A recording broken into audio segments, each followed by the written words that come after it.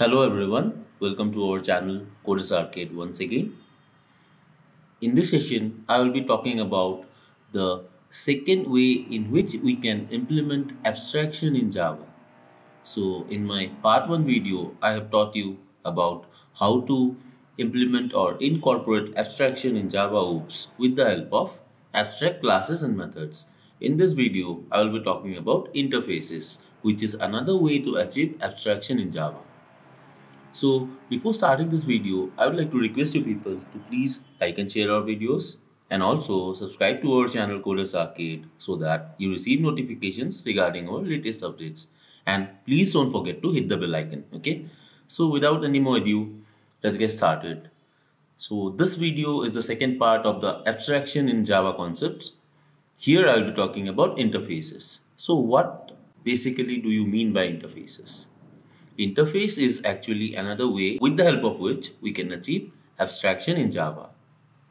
So an interface, as you can see here, is a completely abstract class that is used to group related methods with empty borders.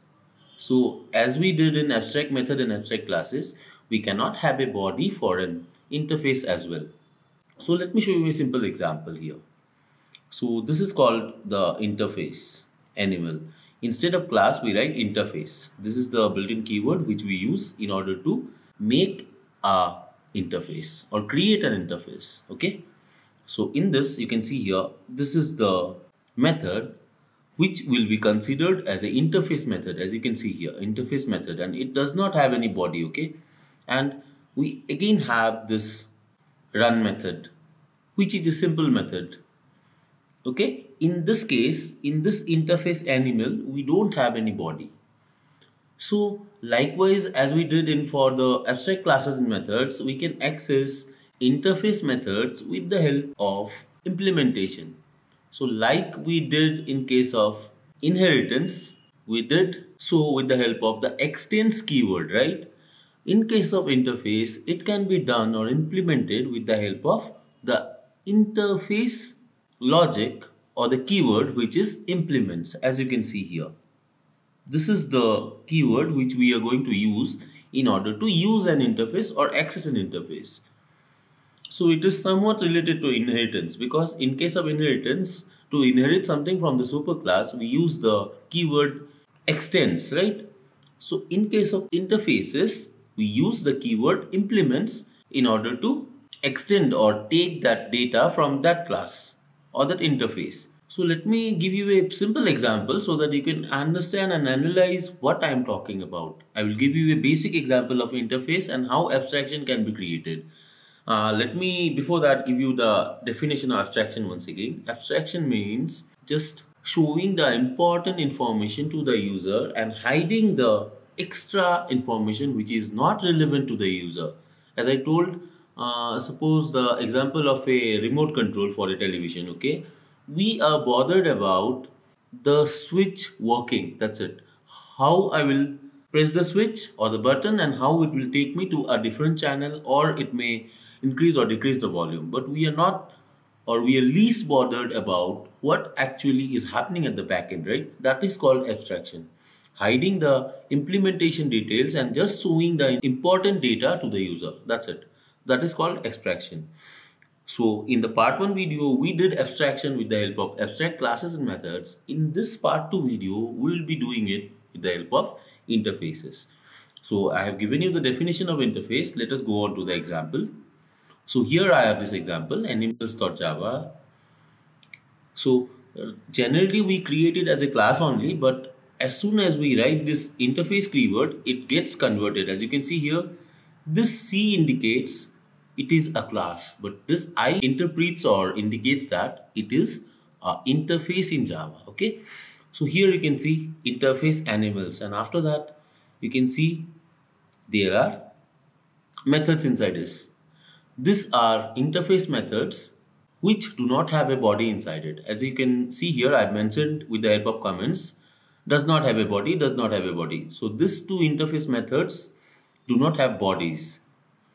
After that, what I have done is I have taken a class rats which implements this animals interface.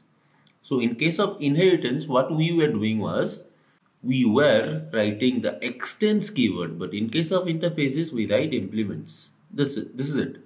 So rats implements animals, and after that, here we are taking up this animal sound method, and here we are writing the body. See here, the body of animal sound is provided here. As you can see, I have commented it out. So it says the rat says wee wee. Again, I have the other method sleep where I am writing or printing z z z. This is the sound that the animal, it can be a rat, it can be a pig, it can be any other animal. The sound that the animal makes while sleeping. That's it. It's as simple as that. Just because I wanted to show you a real life example, I took this example. Okay, then I have taken another class check interface where I will have my main method, and inside this what I have done is I have created an object for my rats class by using the new keyword, and after that I am accessing the interface methods animal sound and sleep with the help of the dot operators. As you can see, this is my rat object, and by pressing the dot I can access the methods. So right now if I run this, as expected, the output should be, for the first one it should be the rat says wee wee, and the second one should be z z z. So let me run this for you. So as you can see here, the first one says the rat says wee wee, and the second one is z z z. So this is how we can implement abstraction with the help of interfaces in Java. So this is a basic example which I took. Now let us go on and learn something more about interfaces. I have created some notes. I want to discuss them with you. Okay. So let me go back to my notes, and here you can see, like abstract classes only, interfaces cannot be used to create objects. As I told earlier, you cannot create an object for the animal interface. It cannot be done. Okay. So interface methods do not have a body, as I showed you in the example. The body is provided by the implement class. The class which implements the interface can have the body for that particular method which has been implemented from the interface. Okay. So on implementation of an interface, you must override all of its methods. So ultimately, as soon as we implement an interface, we override all the methods that are present in that interface body. Okay. So by default, the interface methods are abstract and public. So it can be either abstract or public by default. That is another point to be noted. Okay. And the attributes for interfaces are public, static, and final. This is also a point to be remembered. Please follow this, guys. The attributes for interfaces are public, static, and final. Okay. Please don't forget that. And always, please remember, an interface cannot contain a constructor. Constructor can be only in a class, not in an interface. Okay. Now, coming to the question, when and why should we use interfaces in Java? The first point is to achieve security. So in order to achieve security, we use interfaces. As I said, we hide certain details and only show the important details of an object to the end user or the user or whoever we are concerned about. That's it. And again, Java does not support multiple inheritance. So a class can only inherit from one superclass. It cannot inherit from two superclasses. So in that case, it can be achieved with the help of multiple interfaces. When Java does not provide multiple inheritance, we can overcome this shortcoming with the help of multiple interfaces. So you can just see here in the note, to implement multiple interfaces, we separate them with a comma. So let me show you an example where I have created a class for multiple interface in Java. Okay, this is the example. And here you can see this is the interface, first interface, and this is the interface, second interface. Okay, so here I have an interface method, my method, and here also in the second interface I have another method which is my other method. These two are interface methods. So as I mentioned earlier, they will not have their bodies of their own, and whenever a class implements these two interfaces, then there we will be overriding all the bodies from these two particular interfaces. Now as you can see here, I have created a class, demo class, which implements first interface and then second interface. So this line exhibits multiple interfaces. Okay, so how do we do it? We separate it with the help of a comma.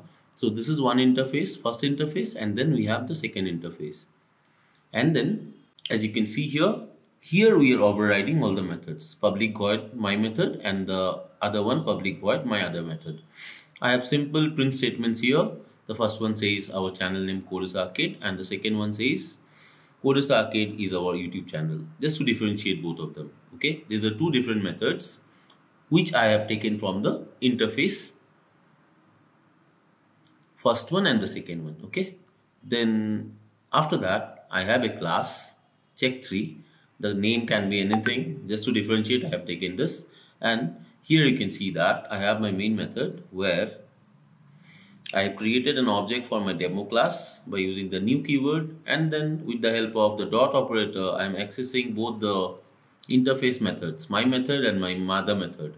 So when I run this, I am expecting the output to be, for the first one it is Coders Arcade, and for the second one it is Coders Arcade is our YouTube channel. So let me run this for you.